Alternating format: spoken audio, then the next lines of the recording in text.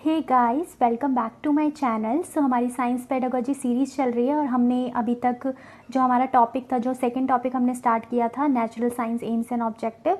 तो aims and objective science education की क्या है उसके ऊपर हमने बात कर ली थी। जो हमारी पिछली वीडियोस है उसमें हमने डिस्कस कर लिया था। तो आज इस वीडियो में हम देखेंगे जितने भी क्वेश्चंस पूछे गए हैं ना, प्रीवियस ईयर क्वेश्चंस, पर्टिकुलरली जो इस टॉपिक से पूछे गए हैं सीटेट में, AIIMS and objective of science education, तो वो सारे आज इस वीडियो में हम कवर करेंगे। तो मैं आपसे आई सजेस्ट यू कि आप मतलब क्वेश्चन वीडियो पॉज करके हर एक क्वेश्चन को, अगर आपने वीडियोस देखी है मेरी एम्स एंड ऑब्जेक्टिव वाली, तो आप हर एक क्वेश्चन को खुद से आंसर करने की कोशिश करिए, रीज़न आउट करिए कि ये आंसर क्यों सही है और बाकी आंसर क्यों गलत है। ये सही तरीका है करने का। और अगर आपका आंसर सही भी होता है तो भी आप कोशिश करिए कि आप पूरा एक्सप्लेनेशन सुने, तो आपको थोड़ी और क्लैरिटी होगी और कॉन्सेप्ट आपके और क्लियर होंगे और आपको एक रिवीजन भी हो जाएगा। ठीक है, तो बिना टाइम वेस्ट किए चलिए स्टार्ट करते हैं। सबसे पहला क्वेश्चन यहाँ पर आपको देखने को मिल रहा है, which one of the following is an important aim of science of learning science. तो कौन सा सबसे इम्पॉर्टेंट एम है?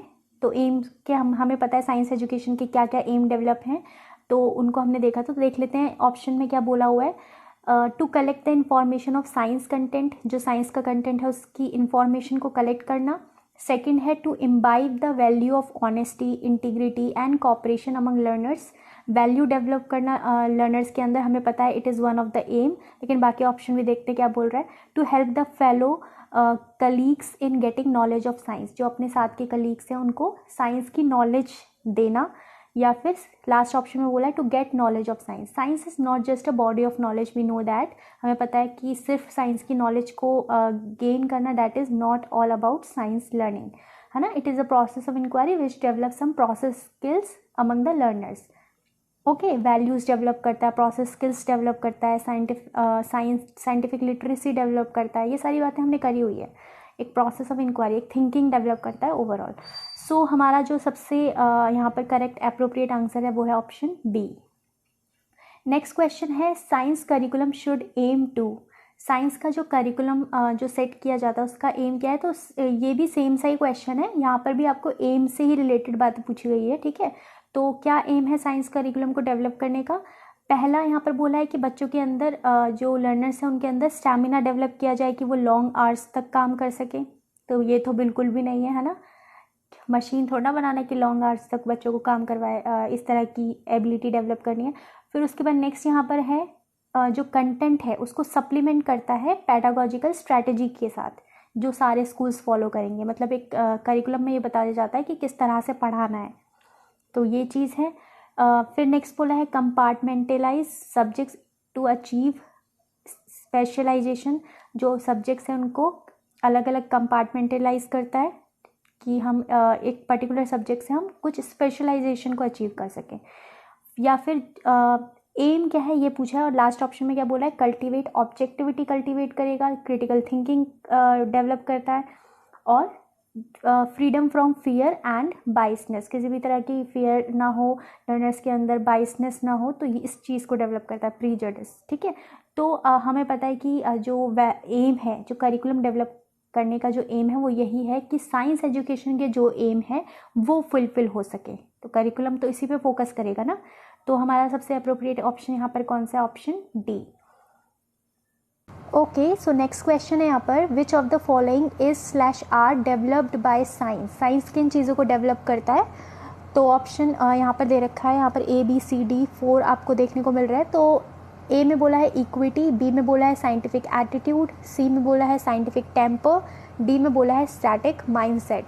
तो स्टैटिक माइंडसेट डेवलप नहीं करता है साइंस, क्योंकि ये तो बिल्कुल कंस्ट्रक्टिविस्ट पर्सपेक्टिव के अगेंस्ट हो गया ना। ये चीज़ तो करनी ही नहीं है। एक ऐसा माइंडसेट डेवलप करना इंडिविजुअल का जो चेंज ही ना हो, स्टैटिक हो, है ना। नई चीज़ों को मतलब एक तरह से नई चीज़ों को एक्सेप्ट ना करे। डायनेमिक, हमें पता है साइंस का नेचर है और नई नई चीज़ें डिस्कवर होती रहेंगी। या फिर जो लाइफ में कोई भी चीज़ है वो स्टैटिक तो रह ही नहीं सकती ना। स्टैटिक माइंडसेट तो डेवलप करने का कोई मतलब ही नहीं है। तो यहाँ पर डी को छोड़ करके बाकी सारे सही हैं। ए बी सी बिल्कुल राइट है। इन चीज़ों को डेवलप किया जाता है साइंस एजुकेशन के थ्रू, और इसके बारे में हमने बात भी करी थी अपनी वीडियोज़ में, है ना। तो हमारा यहाँ पर सबसे करेक्ट ऑप्शन क्या हो जाएगा? Option B. Okay, so next question है which one of the following is not the objective of teaching of science at upper primary stage. अच्छा ठीक है, अभी तक हमने एम्स के जितने भी क्वेश्चन पूछे गए हैं उस पर हमने बात करी। अब जो ऑब्जेक्टिव है, जो पर्टिकुलरली स्टेज वाइज हमने ऑब्जेक्टिव पढ़े थे ना, primary, upper primary, secondary level पे, तो यहाँ पर क्वेश्चन पे पूछा गया है कि अपर प्राइमरी स्टेज में इनमें से कौन सा ऑब्जेक्टिव नहीं है, नॉट। ओके, तो कौन सा नहीं है, पहले ऑप्शन देख लेते हैं। Developing questioning and enquiring skills, ये डेवलप करना, ये नहीं है। एक्वायरिंग टेक्नोलॉजिकल स्किल्स, ये नहीं है। एक्वायरिंग प्रोसेस स्किल्स, ये नहीं है। या फिर last option acquiring scientific literacy, तो कौन सा नहीं है इसमें से, ये बताना है। तो आपको यहाँ पे थोड़ा सा कन्फ्यूजन हो सकता है क्योंकि ऐसा लग रहा है कि साइंस का जो ऑब्जेक्टिव है वो सारे ही हैं इसमें से, ऐसा आपको लग सकता है कुछ लर्नर्स को ऐसा। तो आपको पर्टिकुलरली किस लेवल पे पूछा है, अपर प्राइमरी स्टेज। और अपर प्राइमरी स्टेज एक ऐसी स्टेज है जहाँ पर बच्चों की नेचुरल एबिलिटी आप कह सकते हैं, जिसमें क्यूरियोसिटी आ गया, क्वेरिंग आ गया, quarrying nature, questioning nature, enquiring skills, ये सारी चीज़ें डेवलप करनी होती हैं। तो ऑप्शन ए तो बिल्कुल होगा ऑब्जेक्टिव, है ना। इसके अलावा लर्नर्स के अमंग प्रोसेस स्किल्स डेवलप करना, हमने बात करी थी ना, इसको वैसे हम आगे के वीडियोस में देखेंगे कि कौन कौन से वो प्रोसेस स्किल्स हैं। ऑब्जर्वेशंस ऐसे करके बहुत सारे 5-6 प्रोसेस स्किल्स डेवलप करे जाते हैं। और हमें पता है science is a process of inquiry, तो over the period of time process skills को डेवलप किया जाता है लर्नर्स के अमंग। तो ऑप्शन सी भी यहाँ पर बिल्कुल हमारा सही है, ये भी ऑब्जेक्टिव है।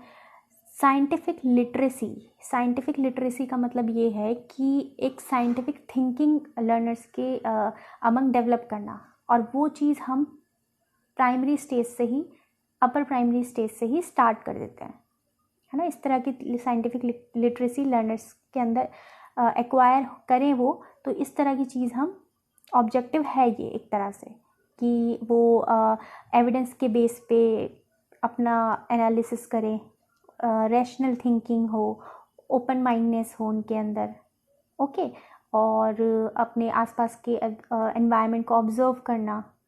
तो ये सारी चीज़ें जो साइंटिफिक लिटरेसी है एक तरह से, तो ये भी एक ऑब्जेक्टिव है अपर प्राइमरी स्टेज का। लेकिन टेक्नोलॉजिकल स्किल्स आप कह सकते हो कि हाँ, अपर प्राइमरी स्टेज का ये ऑब्जेक्टिव नहीं है, क्योंकि बाकी चीज़ें जो A, C, D हैं, इन चीज़ों को पहले बच्चों के अंदर डेवलप किया जाता है, उनको एक्वायर कराया जाता है। फिर जब बच्चों की थिंकिंग एब्स्ट्रैक्ट थिंकिंग हो जाती है, धीरे धीरे बच्चे एब्स्ट्रैक्ट वे में सोचने लगते हैं, तब टेक्नोलॉजिकल स्किल्स वो एक्वायर करते हैं। ओके, तो यहाँ पर A, C, D ऑब्जेक्टिव है, और जो नहीं है वो कौन सा है हमारा ऑब्जेक्ट, जो नहीं है यहाँ पर ऑब्जेक्टिव नहीं है, that is option B। I hope आपको क्लियर हो रहा होगा।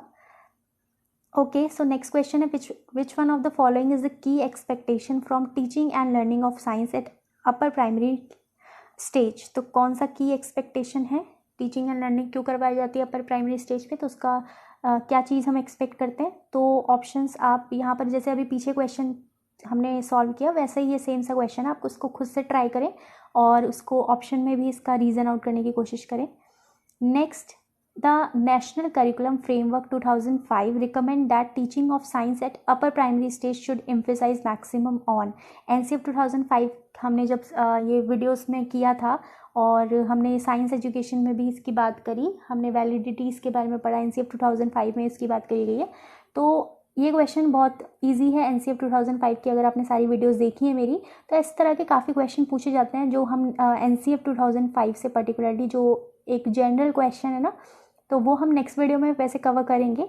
तो यहाँ पर अपर प्राइमरी स्टेज की पर्टिकुलरली बात की है, तो किस पे एम्फेसाइज किया जाता है, क्लासरूम लर्निंग को, बच्चों की आउटसाइड स्कूल्स, जो आउटसाइड द स्कूल है इन्वायरमेंट, उससे कनेक्ट करना, उससे रिलेट करना, जितने भी साइंटिफिक टर्म्स हैं उनको मेमोराइज करना, सारे क्वेश्चंस को आंसर करना जो भी टेक्स्ट बुक में प्रोवाइडेड हैं, या फिर उनकी परफॉर्मेंस को इम्प्रूव करना एग्जामिनेशंस के लिए।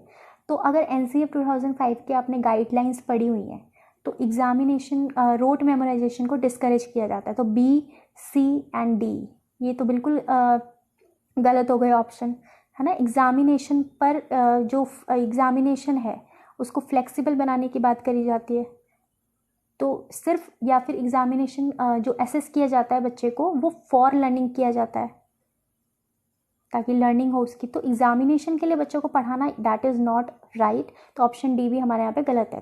तो ऑप्शन A हमारा यहाँ पे बिल्कुल करेक्ट है, ठीक है। तो आप रिलेट कर पाएंगे अगर आपने कॉन्सेप्ट को समझा होगा। नेक्स्ट क्वेश्चन है the topic separation of substances in class 6 can be taught most effectively bye.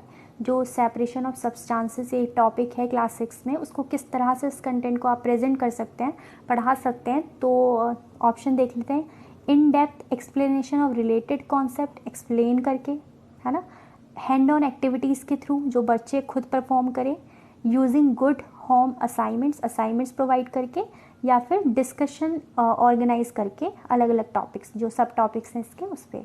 तो सबसे इम्पॉर्टेंट यहाँ पर ये जो सेपरेशन ऑफ सब्सटेंस है, ये सब्सटेंसेस को सेपरेट करने की यहाँ पर बात करी गई है, और वो तभी होगा जब हैंड ऑन एक्सपीरियंस करेगा बच्चा। एक्सप्लेनेशन से कुछ नहीं होगा, डिस्कशन से कुछ नहीं होगा। जब तक बच्चा खुद करके नहीं देखेगा, इन्वॉल्व एक्टिव पार्टिसिपेशन नहीं होगा उसका, तब तक चीज़ें उसको इस टॉपिक पे डिपेंड करता है कि किस तरह का आप पेडागोजी यूज़ करेंगे। तो यहाँ पर ऑप्शन बी बिल्कुल सही है। Which among the following is not a desirable aim of science education at upper primary level? कौन सा एम नहीं है, एक तरह से ऑब्जेक्टिव नहीं है अपर प्राइमरी लेवल पे? तो फैक्ट एंड प्रिंसिपल के बारे में जानना, उसकी एप्लीकेशन जानना, to gain the knowledge available through memorising content को मेमोराइज करके नॉलेज गेन करना, ये तो बिल्कुल ही गलत है। वैल्यूज़ इम्बाइब करना, ऑनेस्टी, इंटीग्रिटी, कोऑपरेशन, हो सकता है क्या है, ये अभी थोड़ी देर पहले ही बात करी। नेचुरल क्यूरियोसिटी को इन्हांस करना, नर्चर करना, एस्थेटिक सेंस को नर्चर करना, क्रिएटिविटी को नर्चर करना, साइंस एंड टेक्नोलॉजी। तो सी डी ए बिल्कुल सही है। तो कौन सा नहीं है यहाँ पर?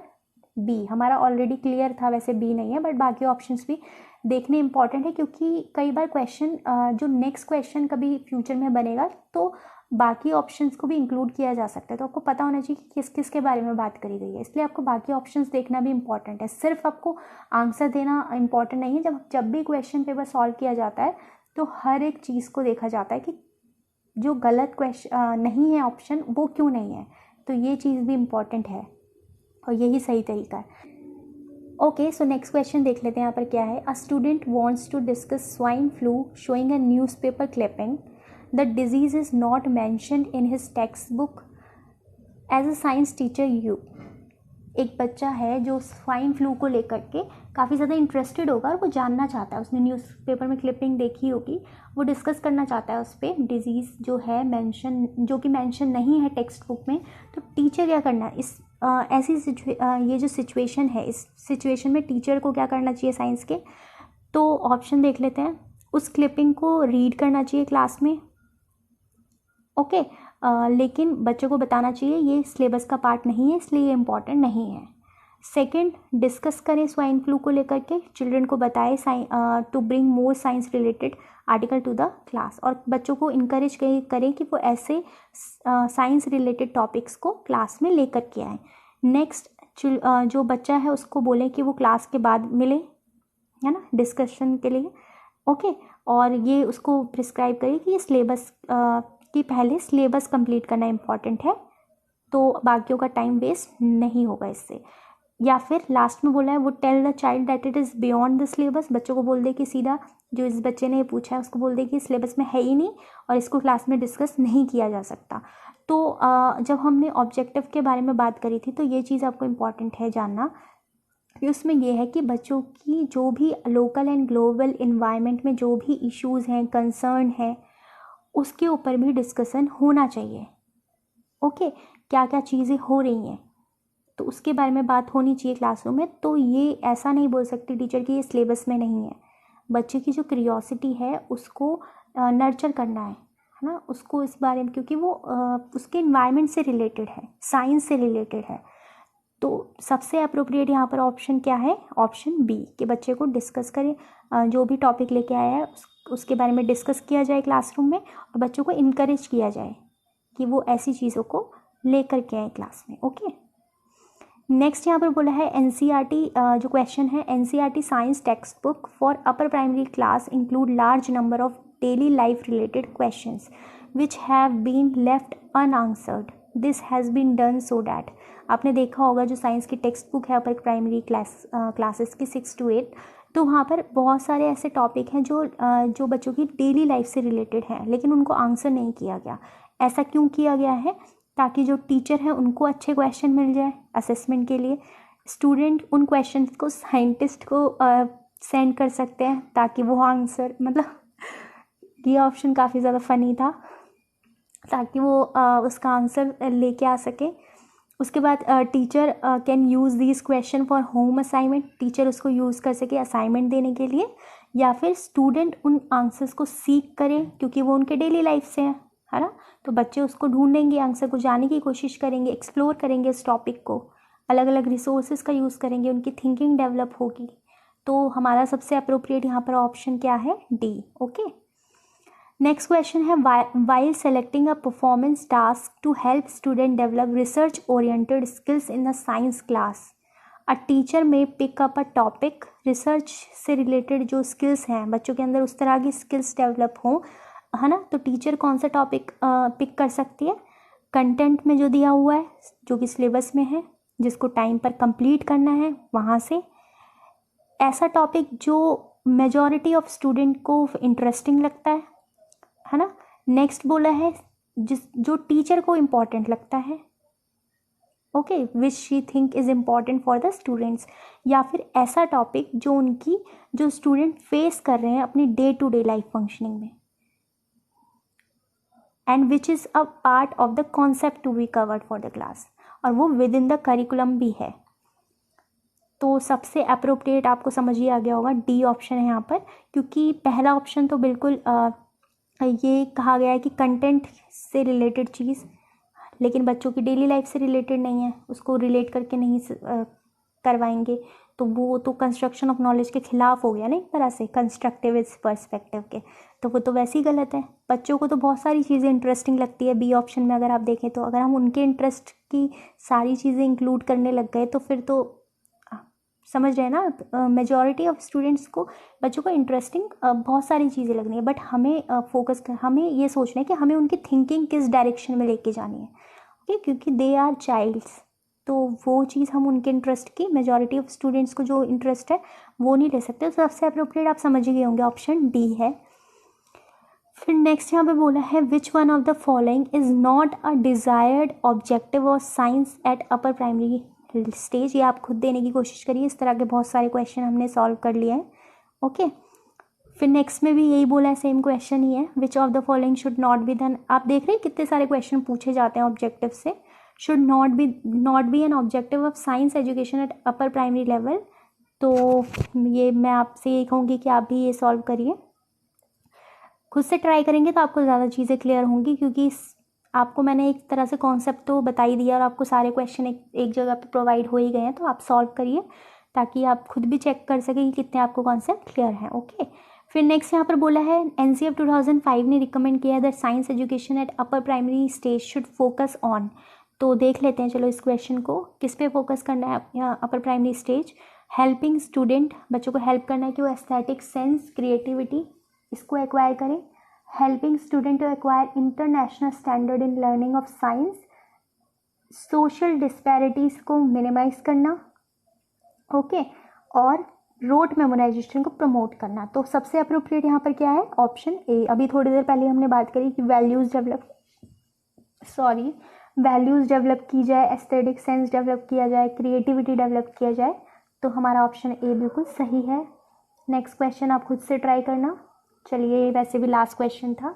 आई होप कि आपको सारे क्वेश्चंस क्लियर हो गए होंगे। अगर आपको किसी क्वेश्चन में डाउट रहता है तो आप कमेंट करके ज़रूर पूछिए, और जो मैंने क्वेश्चन सॉल्व नहीं कराए हैं खुद से उसको आंसर देने की कोशिश करें, और हो सके तो कमेंट करके भी बताएं, रीजंस बताएं कि क्यों वो ऑप्शन सही है और बाकी क्यों गलत है, ठीक है। चलिए, फिर आज हमने ये टॉपिक भी कवर कर लिया, इससे रिलेटेड क्वेश्चंस हमने देख लिए, एम्स एंड ऑब्जेक्टिव से रिलेटेड। और जो एक टॉपिक हमारा रह जाता है ना, जो एम्स एंड ऑब्जेक्टिव से रिलेटेड है, वो है ब्लूम टेक्सोनॉमी। और उसको एक अच्छे तरीके से समझने के लिए, क्योंकि ब्लूम टेक्सोनॉमी को काफ़ी ज़्यादा इम्पॉर्टेंस दी जाती है, और क्यों दी जाती है उसके बारे में पूरा हम अगले वीडियो में बात करेंगे। सो अगर इस वीडियो में आपको किसी क्वेश्चन में कोई दिक्कत है, किसी में कोई डाउट रह जाता है, तो प्लीज़ आप कमेंट करके ज़रूर पूछिए। और सारी वीडियोज़ अगर आप सीक्वेंस में देखेंगे तो आपको ज़्यादा क्लैरिटी होगी, और आई कैन अश्योर यू कि आपका साइंस पेडागोजी से रिलेटेड किसी भी तरह का आपको डाउट नहीं रहेगा इन वीडियोस को देखने के बाद। मैं ऐसी कोशिश कर रही हूँ। सो अगर आपको ये वीडियो पसंद आए तो इस वीडियो को लाइक करें, शेयर करें एंड सब्सक्राइब करें इस चैनल को, ताकि जो भी अपकमिंग वीडियोस है उसका रेगुलर अपडेट्स आपको मिलते रहें। तो मिलते हैं नेक्स्ट वीडियो में। Till then bye bye.